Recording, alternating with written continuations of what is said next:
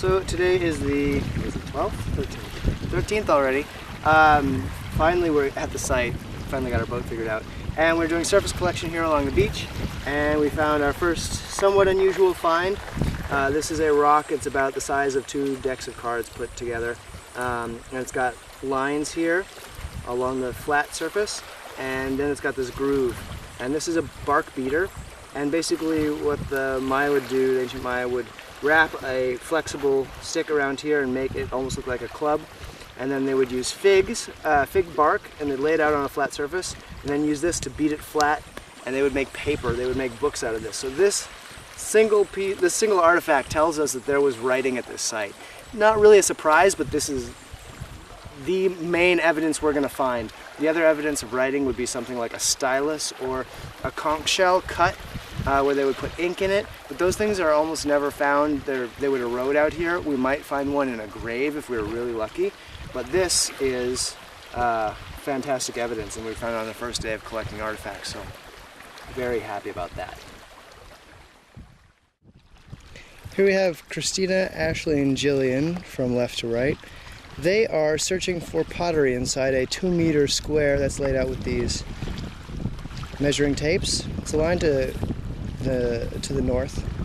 And what we do is we systematically search through each one of these 2-meter by 2-meter squares and collect all the pottery that's in it. This gives us a sample that we can use later when we analyze things. Because we're collecting in a specific size and a specific shape, it's more comparable across a large area, statistically speaking. We can't just walk and pick up whatever we find. This way we know exactly where it is, we know what we found, what time period it's from, and things like that, so we're able to compare, and we know that it's a finite amount of space that we're collecting. If you look just behind Ashley, there's a red flag, or orange flag, and that will be shot in with the total station from the site center. That way we have 3D location for this surface collection, and also we can build a database with all of the things we find here. We can put them right into the database with its coordinates and all of that. Slave songs. We should. Yeah. Wow. I voted to be here. Ceramic washing slaves. Songs of joy. So somebody explain what you're doing. We are scrubbing the silt and organic material off of the ceramics that we've collected at Emal over the past couple of days. Wow, that's a professional explanation. There you go. Makes sense. Most people would say you're rubbing dirt off them with a toothbrush. We're scrubbing dirt off with a toothbrush. And then Christina will be able to classify every piece of ceramic now that it's clean. Ojalá. Ojalá. Hopefully.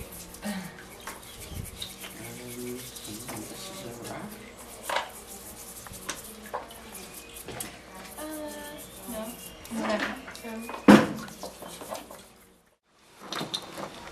46. Good man. Well, 46 pieces. I thought it was.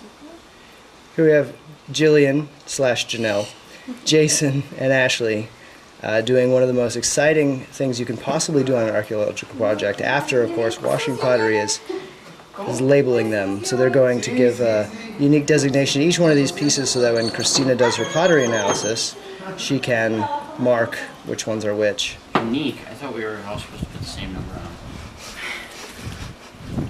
Yeah.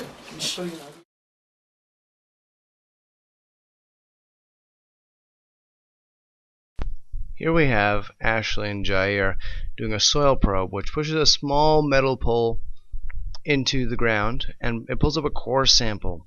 And that core sample will show us what the soil is doing underneath the ground. And from this, we're going to detect the salinity across the entire site. Unfortunately, the original video voice and sound was lost because of the extreme wind that day in the field.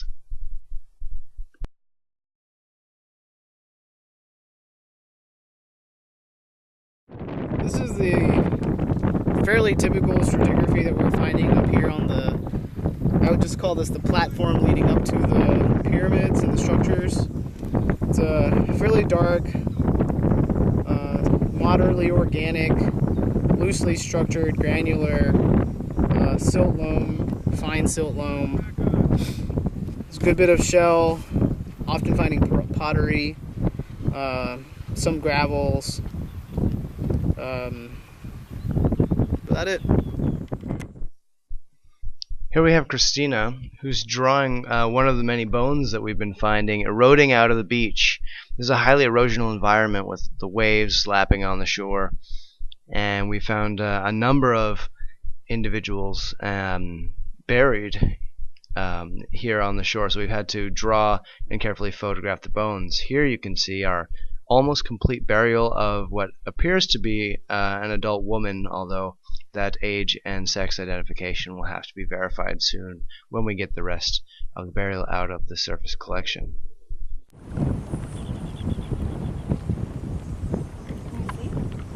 You should come to the other side and see a snake. And our site has also been visited by Mr. Crocodile, which makes us a little worried. So yesterday we found a burial eroding out of the ocean, and we've been finding bones, and so we have to bring them back, and then we put them in bags of decreasing salinity, because if we were to just dry them, the salt crystallizes inside and it can break the bones, and they'll powder over the year until our osteologist gets here. Well, I say that as if we have one lined up. We're getting an osteologist next year. Anyway, so our goal this year is to preserve them well enough that they will be usable by our osteologist next year. So this has about 35 parts per thousand salt, and then the Rio where we found them has about 70 parts per thousand. So each time we get a new bath with half the salinity, and then over time we get it to fresh water, and then we have to work out a more permanent storage situation for the year. But so right now these are bones that are being triaged for preservation for the next year.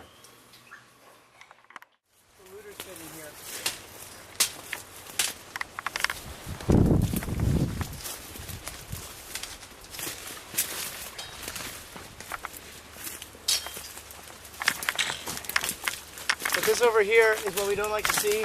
We don't like to see it not because they may have gotten good stuff out of here. We don't like to see it because if they took any archaeological remains, then we've lost all the information that it came from.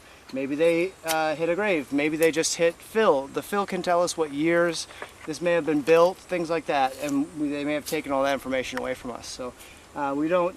It's not that we're jealous that people have taken stuff out ahead of time. It's that they've basically destroyed that information for everybody. Now nobody will know. So that's kind of a bummer, but kind of clear on this side. So actually, you can probably walk with me.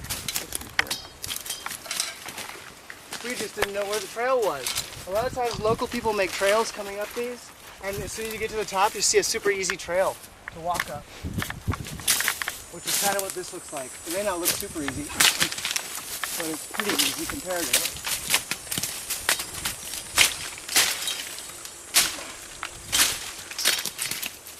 Just check yourself on these spines, on these thorns. Oh, you should be able to pass through it.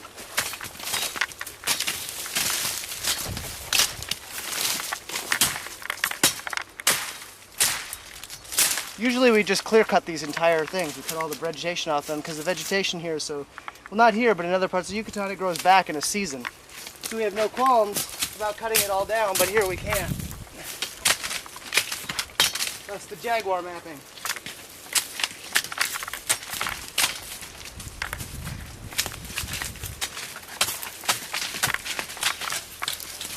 If you want to come up, these are extremely sharp.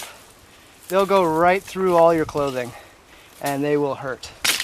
Dan got one in the forehead and he was bleeding like a stuffed pig yesterday. And this really doesn't hurt the plant that much. All the new growth is here. It'll keep growing, no problem.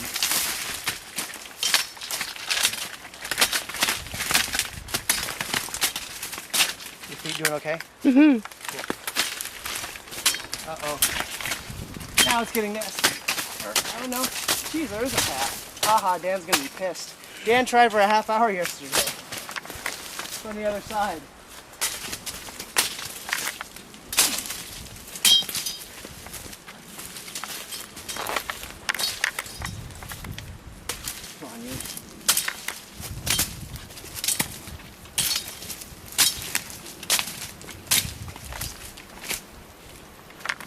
Well, we made it to the top of the Bermuda Triangle. That was way easier than I can't believe we made it up here. That's ridiculous.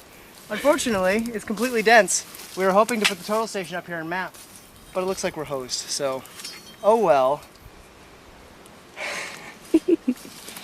What a less than spectacular ending. Hi guys, hi, is this for National Geographic? Yeah. Hi So- National Geographic.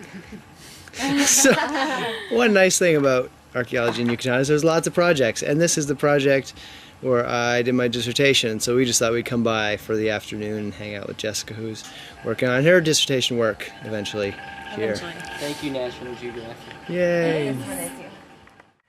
The astronaut jump, Jessica and Scott. Woo!